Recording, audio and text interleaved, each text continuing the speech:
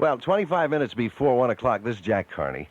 Of all the things that we've talked about, and boy, there's been many subjects in the past years, I think the one that's inspired more mail and more phone calls and more general interest is, well, what I guess we would refer to as the golden days of radio. And some weeks ago, we embarked on a series of interviews with people who were very active in radio in the 1930s and the early and mid-1940s. We talked to Vic Knight, who produced the...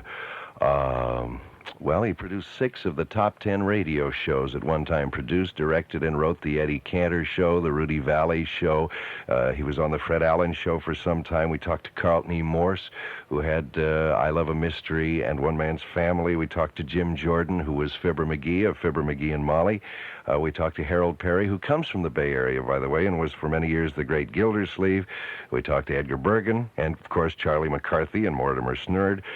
Sarah Berner, who was one of the most active radio actresses for many years and played among many parts, one of the 2 telephone operators for years and years and years on the Jack Benny Show.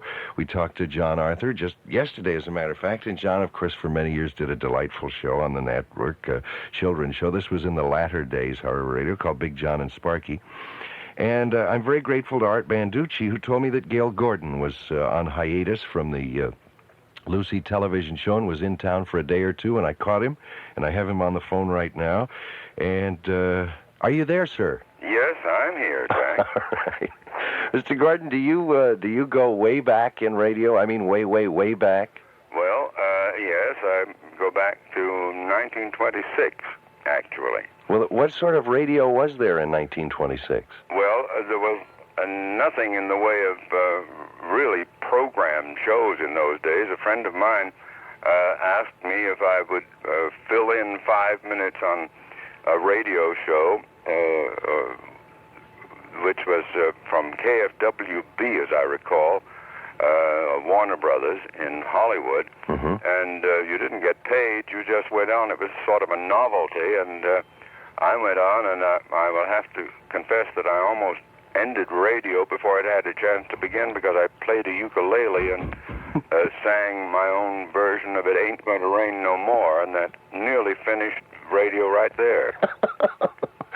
Oh, my. Well, what were you doing in 1926? Were you a student, or were you working at the time? No, I was out here, like most young people in those days, trying to get into pictures. I'd started in the theater in 1923 in New York, and I was out here hoping to break the barrier and get into pictures. That was my aim, and that was my chore at that moment. Well, evidently your rendition with ukulele of It Ain't Gonna Rain No More not only didn't ruin the industry, but it got you started, because good things started to happen after that, didn't they? Well, yes, but not as a result of It Ain't Gonna Rain No More. I did a number of plays out here, some stock with the then Henry Duffy players, who also, incidentally, built a theater in Oakland here. And I opened that theater with him and his wife, and I played at the Alcazar in San Francisco and the Old President Theater in San Francisco in his stock companies. Mm-hmm. So, but I didn't really go into radio seriously until the 1930s. Well, now, you mentioned being interested in movies in 1926. That would have been before talking pictures, wouldn't it? Oh, yes. Those were the silent pictures. Yes. Did you do some pictures? Yes, I got in finally as an extra. I was an extra in the Greta Garbo picture, The Temptress, and a couple of other pictures merely as an extra, mm-hmm. and did quite a bit of that sort of work for a while. And then the Duffy players started, and I went into those shows. I also played Judas in the Pilgrimage play in the early 1930s. Is the Pilgrimage play still presented down in Southern California? Yes, it is. Yes. It's a magnificent spectacle. I remember seeing it as a youngster some years ago. Yes. Now, when did you actually get into radio? I mean, when did radio start to become a living for you? Well, that was in about 1932 or 3. I did a series down in Hollywood with with a woman named Kay Van Riper, and the thing was called English Coronets. It was the stories of the lives of Henry VIII and Charles II and so forth and so on. That was the first real series that of any note. Of course, nobody got credit as for, the actors in those days, so that we were all anonymous people. But that was really the start of things. Then I worked along with a number of other people. I was with Jim Jordan, whom you talked to recently, for 13 years. Were you Mayor Latrivia? Yes. Yes. Was that a fun show to do? Yes, indeed. It was a wonderful show to do, and of course Jim and Marion were wonderful people, and the writer and creator of that show, Don Quinn, is still a very, very dear and close friend of ours. Do you know, everyone I've talked about who ever had anything to do with the Fibber McGee and Molly radio show talks about Marion Jordan and what a marvelous person she was. Yes, so they're both wonderful, wonderful people. He's no longer active. As I mentioned, I talked to him some weeks ago. He's no longer active. I think he's in real estate now or something. Yes, he owns vast holdings down around Hollywood and in the San Fernando Valley.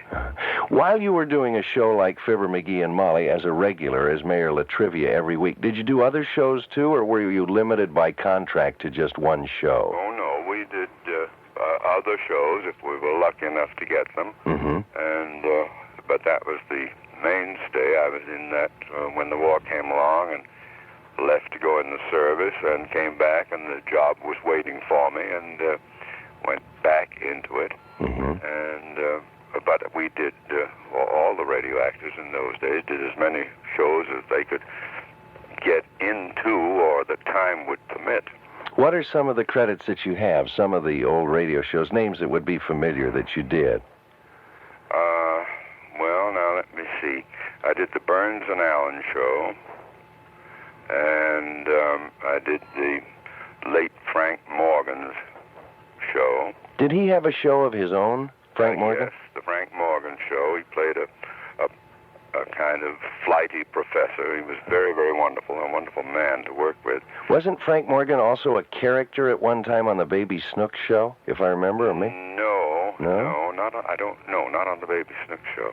And Hanley Stafford was Daddy Snook. He's also a very dear friend of ours. Is Hanley Stafford still alive? Oh, yes. Oh, yes. But I've never heard his voice on commercials or anything else, and I wondered, he's certainly not active. Not too active, but he saved his money, and he and his wife travel almost every year. They spend 6 or 8 months out of the year in Europe.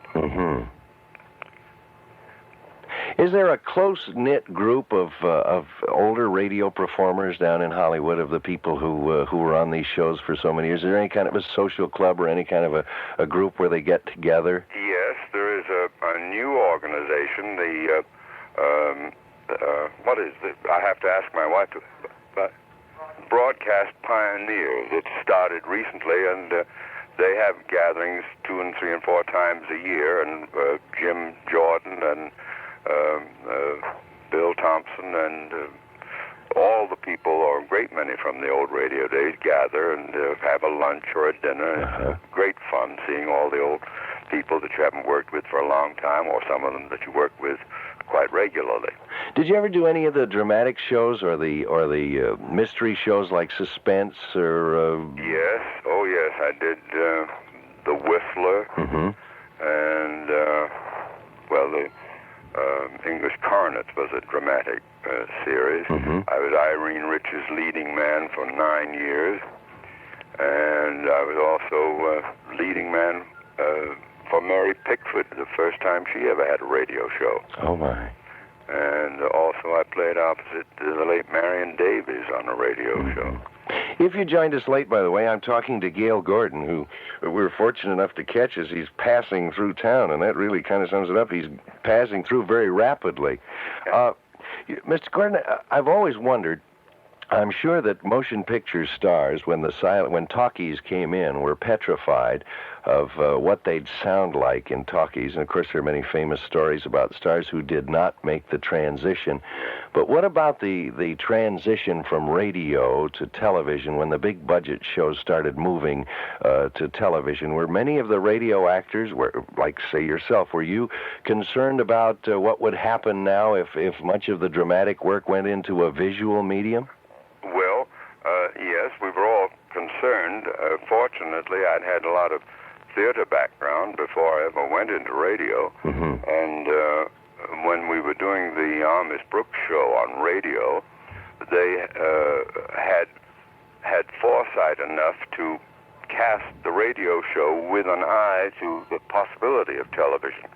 So when television came along and was established, we had been doing the Brooks show for about 4 years, and then we all moved over into the TV version of Armis Brooks, with the exception of Jeff Chandler, who was the original Mr. Boynton on radio. Mm-hmm. But during the time that we were doing the radio show, he became a universal star, and they wouldn't allow him to go into television. I see. So when we did make the move, Bob Rockwell took over as Mr. Boynton, but that was the only change in the original cast. And you played Mr. Conklin? Yes.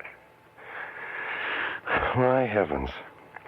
I would guess, though, that a good many radio people were out of work for a long, long time because of the tremendous difference between the mental picture that we would get hearing their voice and their actual appearance. That is true. That is very true, because radio is the ideal media in my mind, because anybody listening, they visualize the character as they would like to have the character be. Uh-huh. But in television, if you don't look like what they think you should look like, they're sometimes disappointed or lose interest right away. Mm-hmm. It is a difficult changeover. Well, I have one more question for you, Mr. Gordon, and it's one that I've asked almost everyone who's done what you've done, and that would be radio and television and live stage and so on and so forth. Of the acting, and I really would just like to have a comparison between radio and television, of the two, which was the most fun? Which was the most fun to work?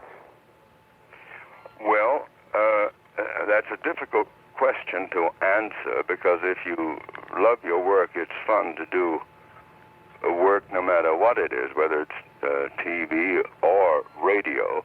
The great difference, I think, is that in radio, you had to develop and project a character entirely by voice, and with TV, you have the added movement, the advantage of being able to get over a thought or an action or a reaction facially. Mm-hmm.